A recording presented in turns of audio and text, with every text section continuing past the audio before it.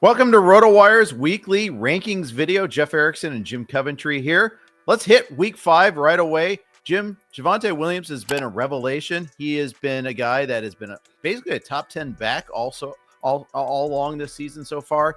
He gets the Jets this week on the road. What's your prediction for this one here? I mean, how do you not make him the running back 13? You could make him higher. I won't do that. He's still Javonte Williams, but he looks like 2 years after the knee injury. He looks like what we expected last year. But his worst game has been like 92 yards. Every other game, he's found the end zone multiple times or once. And what's going to stop him right now? Prescott's passing is just a high level. They use him in the receiving game. I just don't see any outs against the Jets, who are not a great defense right now. I've got him at 10. Yes, sir. Yeah, I didn't think I come into this season thinking that there. He was an afterthought. He was like RB 30, 35 in drafts. We thought, oh, Jaden Blue might win that job, and he hasn't even been active yet. Might be active this week. We'll see about that. Miles Sanders is banged up, but I'm not worried. I'm starting him with confidence this week.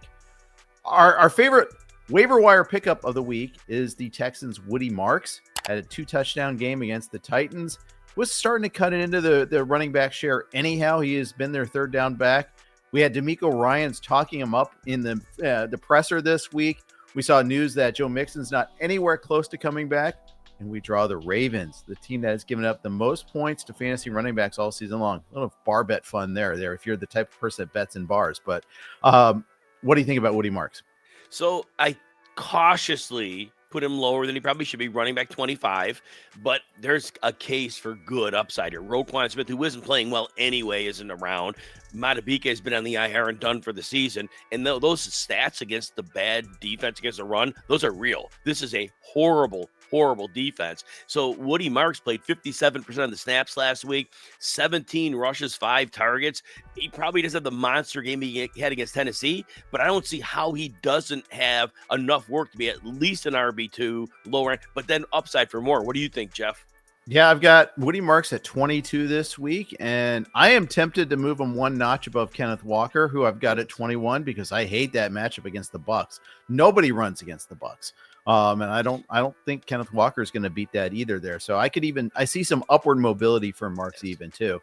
Just a question of like, okay, is this going to be this pump fake there where I'm excited to see how many carries he can get, how many touches he can get, and he gets like 2 more snaps or something like that. Well, the game flow was that or something of that nature there. But yeah, I'll do that.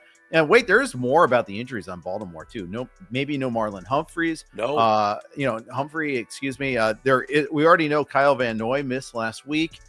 It's not pretty out there. Wiggins won't play. Wiggins, that's another good one there. Yeah, it's really tough looking out there. Okay, we spent our time on running back, but guess what? Wide receiver has become the fragile position. We lost 2 more for the season last week there. And lost another one there with the Browns going on IR at least there. He won't miss the whole season. But we also won't be seeing Cedric Tillman this week. So let's look at some of these wide receivers. Start off with everybody's favorite problem child, Brian Thomas Jr., going against the Chiefs on Monday night. What are you doing with Brian Thomas Jr.? I can't rank him lower than I have him at 19, but he should be lower. He should be like wide receiver 35. That's where he should be. He should be, but I have at 19. He has not, I think his rushing yards got him over 10 PPR points by a nick last week, but he hasn't hit as a receiver 10 PPR in a game. I don't know how to say he's going to do better. 4 games? It's a huge chunk of the fantasy season. Will he have a big game? Sure, at some point. Can I predict that with any reliability? He's had easy matchups already. He played Cincinnati. He played Carolina. He hasn't come through. I have him at 19, Jeff, but he should be like that. He should be 35. Where do you have him? I wish you weren't going to ask me that one there because I feel embarrassed. I've got him at like 11 right now. I mean, I just here's the thing. First of all, there's been a lot of attrition at the position. Second, like you look at some of the alternatives, like Keenan Allen, for instance, there. Great player, great quarterback, horrible offensive line now. Joel probably not going to make that game. Herbert was pressured on 46% of his dropbacks last week. How much does Jalen Waddle step up in class? I'm not sure yet. I don't know what to do with Jamar Chase right now. I don't know what to do with AJ Brown right now. I don't know what to do with Zay Flowers right now. Stop me if there's someone you feel good about in all these here. I mean, it's tough. And that's the reason why I probably am a little too high on Thomas, but at the same time, And it's not like Trevor Lawrence is playing lights out and Thomas is letting him down either. That's the other thing. Thomas, Trevor Lawrence is really struggling too. That's the other issue about this one here. Okay. Let's talk about another player because I'm getting down. We just talked about Chargers here a little bit there. Quentin Johnston. We saw what happened with Quentin Johnston. He's been great so far this year. He's going after contested balls. That's the thing I'm really been excited to see about that. However, we just talked about the offensive line issues, how much Herbert's under pressure. Yet I kind of like this matchup against the Commanders. Some big hits have been happening against the Commanders this year. And the Commanders don't have a very good pass rush. Look, Quentin Johnston does not have a game with less than 71 yards. He scored in 3 or 4 games. He has at least 7 targets in every game. Jeff, I have to erase the name. He is the wide receiver 12 this week. How is he not? At this point, you mentioned earlier, all these great names who are doing nothing. This is a name that wasn't much. He's doing it every week. Till further notice, I got to put him high. All right. So a sidebar, what are you doing with his teammate, Ladd McConkey, who had 1 catch last week?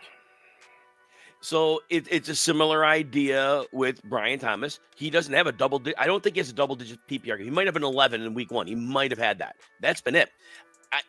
I see his path to relevance as easier than Brian Thomas's because there was chemistry between Justin Herbert and him. So I'll be more likely to call McConkey around wide receiver 20, but I realize the downside. Fair enough. All right. We're going to finish with one other receiver that we're having problems with. He's had 1 good game all season. It's not about his own ability, but it's about the Eagles. And we're talking A.J. Brown. He's now tweeting cryptic tweets that, as any good wide receiver alpha should.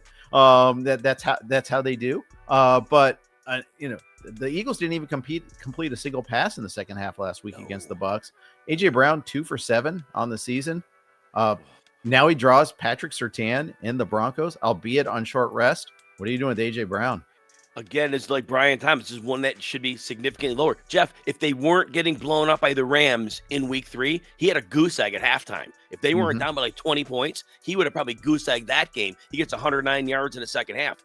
I have him at wide receiver 18, but again, based on the numbers, he should be in the 30s. And if somebody's going to have a start-sit question with somebody I have ranked lower, I'm probably going to end up saying your other player has a higher floor than A.J. Brown, but you're just hoping they decide to throw the ball, which 4-0, why are they motivated to do it? Yeah, this is one of those situations where there's clearly is a problem. And I think you're living in denial if you don't think there's a problem. They've lived on a blocked field goal and a blocked punt basically so far. They should be 2-2 is the way I kind of look at this here. So I still think they need to fix this. And I think they had a pathway there. And I think they realized that A.J. Brown can bully corners. I mean, and Surtain's not, untouchable. The Colts actually got to Surtain in week 2. So I think A.J. Brown could still have that game. Just are the Eagles willing to happen there? There's new offensive coordinator, an offensive line that's not as good as it's been in the past. They're not giving Hurts as much time. I think that's underrated a little bit there. And they're also not running the ball as effectively. See also offensive line issues there too. So I think that the run isn't opening up the pass like people might envision it to be. I think there's some growing pains at coordinator. We saw this 2 years ago with the Eagles. Remember, they lost both coordinators one other time, and it took a while to adjust. This is like their 4th coordinator in 4 years. So really kind of a little bit of a point of interest as far as that goes. All right, that's going to wrap up our rankings discussion for week 5. Remember, we have bye weeks. Remember, we have a London game. Get those lineups set early. Good luck. Thanks for tuning in.